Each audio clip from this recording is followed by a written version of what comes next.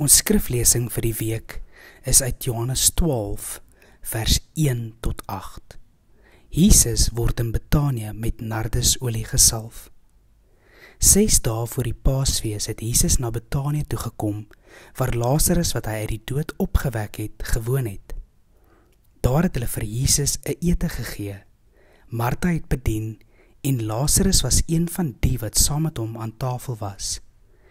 Toe het Maria 'n half liter egte, baie duur nardusolie gebring en dit op Jesus se voete uitgegiet en sy voete met haar hare afgedroog. Die hele huis is deurtrek met die geur van die reukolie.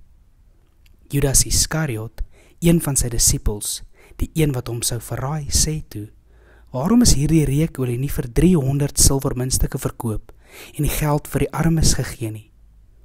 Dit het hy gesê, nie omdat hy hom oor die armes bekommer het nie, maar omdat hy 'n dief was. Hy het die beursie gehad en het van die bydraes gevat. Toe sê Jesus: "Laat staan haar. Sy moes dit hou vir hierdie dag om my te salf vir my begrafnis. Die armes het julle tog altyd by julle, maar vir my het julle nie altyd nie."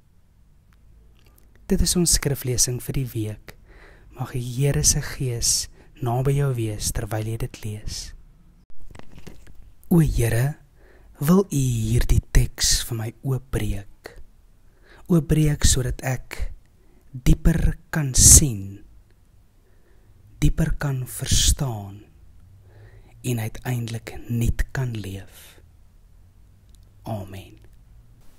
Wat sien jy vir die eerste keer raak in die teks? Kom ons dink 'n bietjie daaroor na.